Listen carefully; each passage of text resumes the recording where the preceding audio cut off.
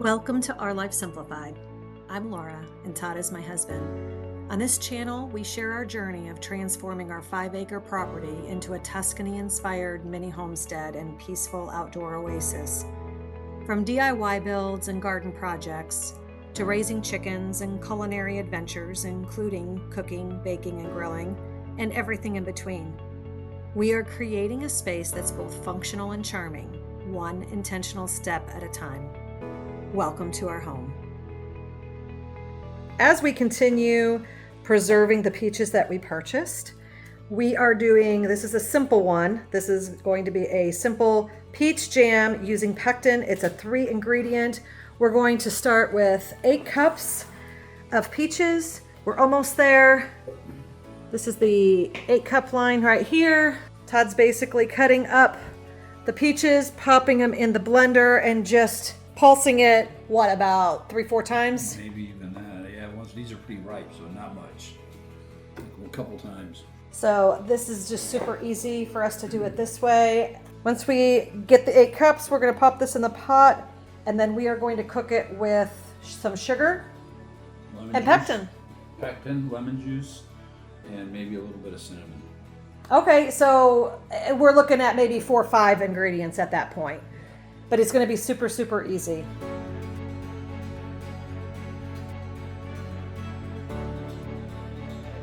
All right, here we go. Let's see if this makes enough for 8 cups. Right. Oh, perfect. There's the 8-cup line. That is perfect. We have 2 more peaches left that I can actually snack on because we used the entire half peck. Is that what we got from the orchard? Let me get you a sneak preview of, this is the peach jalapeno chutney that we made. Got a video on that. And vanilla peach jam, no pectin. Got a video on this. So we got 8 jars of this. This is 7 complete jars. 1's in the fridge of the chutney. We haven't tried any of them yet other than what we tried from cooking it down. Let's get this in the pot with the sugar, cinnamon, pectin, lemon juice. Okay, so what we have is, I'm doubling the recipe, so there is 8 cups of crushed peaches, 10 cups of sugar, 4 tablespoons of lemon juice, 1 teaspoon of cinnamon, and 2 packages of Sure Gel. Which is pectin. Pectin, yep. So I'm gonna mix the 8 cups of peaches. So there were some chunky pieces, so he's just pulling those out so he can smush it better. So I guess we needed to pulse it a little bit more than what we did. That was probably the second lemon batch. Juice. So he just put in the lemon juice. The 2 packages of pectin. Going to mush it and add it back to the pot. Little bit pieces. Stir this all together and bring it to a boil. We're adding 2 tablespoons of butter to this because as it starts to bubble, it's going to help reduce that foam that it creates. And it's been going, I think it's been in the pot for about 1.5 minutes, couple minutes for our stove. I know every stove's different, but that's how long it took for our stove for it to come to a boil. And it's at a pretty high heat. So Todd corrected me, that is not a full rolling boil yet. I'll let you know how long it takes to get there. Okay, now that took approximately 5 minutes to get to this boil. Now we're going to add the cinnamon and the sugar and return this to a boil.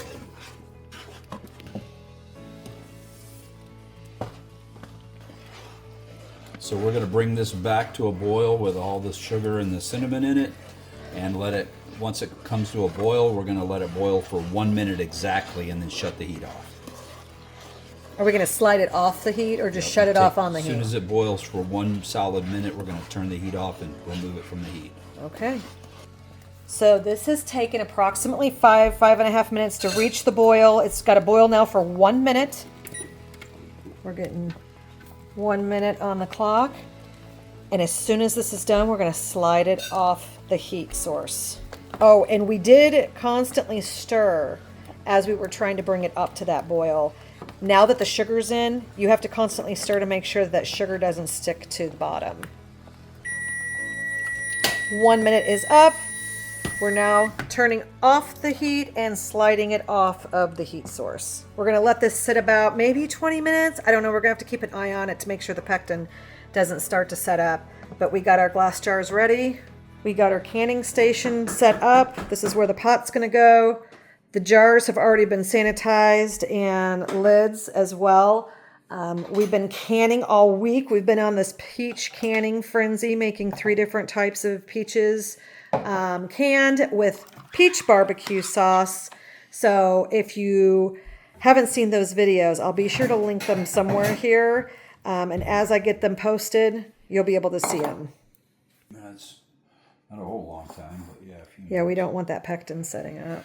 So once this cools for about 20 minutes or so, or a smoke break or 2, whatever type of timeline you want to give on that, then it will be ready to start scooping the mix into each of the jars. Time to fill the jars. We'll see how many we can fill this go around. I know we do have some chunks in here, and as we were looking at it, we were thinking maybe we didn't pulse it long enough, but I told Todd, let's leave it alone. It's homemade. It doesn't have to be perfect. I'm sure it will be very delicious. All right, let's continue filling these jars and see how many we can fill.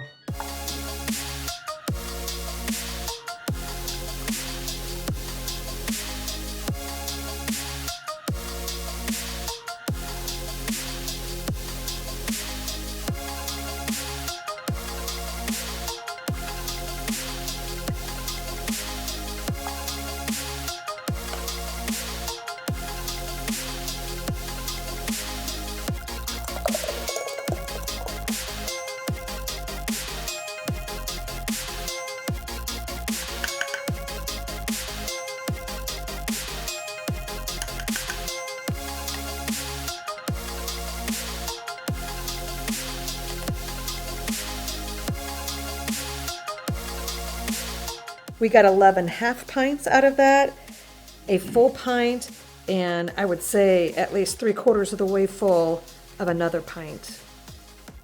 I call that a success. Okay, now we have to clean the rims with wet paper towel and follow it up with a dry before adding the lids and the rings. We're only gonna can the 11. The pints we're gonna stick in the fridge and eat here shortly. All right, let's clean the rims.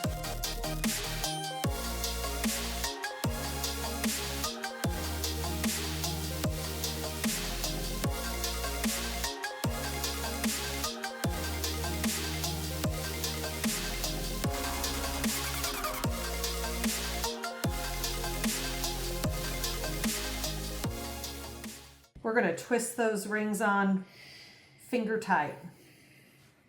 And we're just going to continue doing that until all of these are done. Placing about, 6 half pints in here. We're going to try to add a couple more. We got 8 in the pan. Just make sure that the temperature of your jars are about the same temperature of the water. Doesn't have to be exact, but if it's too much of a difference in temperature, it could cause your glass to break. So we're going to go ahead and bring this to a boil. Once it's come to a boil, we're going to let it boil for 5 more minutes. And then we're going to shut off the heat. And then we'll take out each jar to let them cool. There's our other batches of different types of peach recipes. We have 3 that did not fit, so we're going to have to do a second batch. Now, when I say boil, I don't mean that, where it just bubbles a little bit. I mean this kind of rolling boil. And if you keep playing peekaboo with the lid, it might take a little bit longer to get there, like me. I think this took, I don't know, maybe, I want to say 8 to 10 minutes, maybe 12. I don't know, I lost track of time. But it takes a little while to get it up to boiling. That will boil for 5 minutes. So I shouldn't do this, but that's rolling. So we still have like almost 3 minutes left. Buzzer went off. Now I am just going to shut that off. We're going to let this sit at the same spot for about 5 minutes. And out they come.